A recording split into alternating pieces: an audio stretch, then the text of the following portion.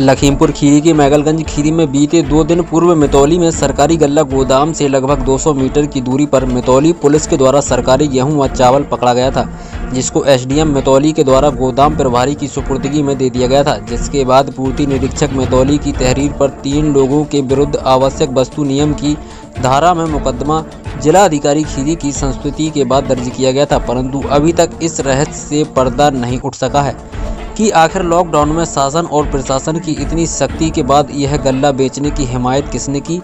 यह गल्ला कोटेदार का है या गोदाम का, क्योंकि दोषी वह भी उतना ही है जितना खरीदार है। इस बात में भाकियू के कार्यवाहक प्रदेश अध्यक्ष श्यामू शुक्ला ने मितौली प्रशासन से यह मांग की है कि मामले की विधिवत जांच करके शेष दोषी लोगों पर कार्रवाई करें और मुकदमे में मकान मालिक के अलावा जो 2 लोग अन्य मुलजिम बनाए गए हैं वह मकान मालिक के बयान पर ही मुलजिम बने हैं, तो अब उन दोनों लोगों के द्वारा ही आगे की कड़ी का पता चल सकेगा।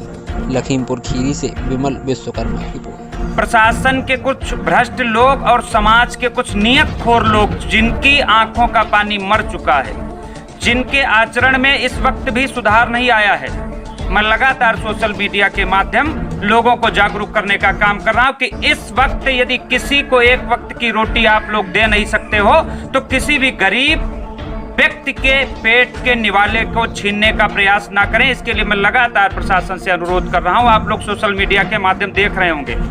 वहीं जनपद लखीमपुर खीरी के मितौली तहसील से 29 अप्रैल को एक मामला सामने आया है कि सरकारी सस्ते गल्ले की जो गोदाम है उसके 200 मीटर की दूरी पर मितौली कस्बे के ही लोगों के द्वारा सरकारी खाद्यान्न की कालाबाजारी करते हुए मितौली पुलिस ने पकड़ा है। रात के 9 बजे मैं मितौली पुलिस को धन्यवाद देना चाहता हूं इस काम के लिए, सराहनीय काम के लिए। मितौली पुलिस को मैं हृदय से आभार व्यक्त करता हूं।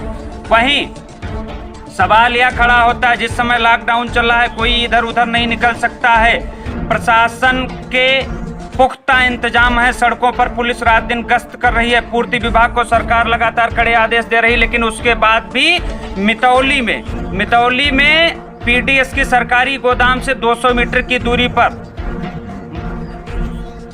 खाद्यान्न माफियाओं के हौसले इतने बुलंद हैं कि सरकारी खाद्यान्न को एकत्रित करके ट्रैक्टर ट्राली में लादकर बेचने के फिराक में लगे थे कि उसी बीच पुलिस ने पकड़ा। साथियों, मितौली पुलिस ने पकड़ने के बाद उप जिलाधिकारी को सूचना दी। उप जिलाधिकारी मितौली मौके पर पहुंचे, उस माल को जब्त किया और उसके बाद में उन खाद्यान्न माफियाओं के विरुद्ध आवश्यक वस्तु अधिनियम के तहत मितौली थाने में मुकदमा दर्ज कर लिया गया है। पुलिस दबिश दे रही है, लेकिन अभी तक मुलजिम फरार नहीं। 3 लोगों के विरुद्ध मुकदमा लिखा गया। तीनों मुलजिम मितौली के हैं। जिसके घर से माल बरामद हुआ है, जिसके ट्रैक्टर में माल बरामद हुआ है, उसका बेटा लगातार सरकारी गोदाम पर ही ट्रैक्टरों से उचित दर विक्रेताओं का राशन ढोने का काम करता है। अन्य जो 2 व्यक्ति हैं वह भी खाद्यान्न के बड़े माफिया हैं, लेकिन सवाल यह उठता है जो खाद्यान्न एकत्रित किया गया है या कहीं ना कहीं या तो सरकारी गोदाम से आया होगा या उचित दर विक्रेताओं से खरीदा होगा। अभी किस्सा समाप्त तो नहीं हुआ, अभी इसके आगे तमाम कड़ियां जुड़नी बाकी हैं कि यह खाद्यान्न कहां से आता है, कहां से इसकी शुरुआत होती है और कौन कौन लोग इसमें शामिल हैं। क्या कहीं बड़े लोगों का हाथ तो नहीं है, कहीं बड़े माफियाओं का हाथ तो नहीं है, कहीं पूर्ति विभाग के गोदाम प्रभारी और पूर्ति निरीक्षक का तो नहीं हाथ है। यह तमाम चीजें सामने आने को बाकी हैं। मैं चाहता हूं इस मर्ज को जड़ से समाप्त किया जाए।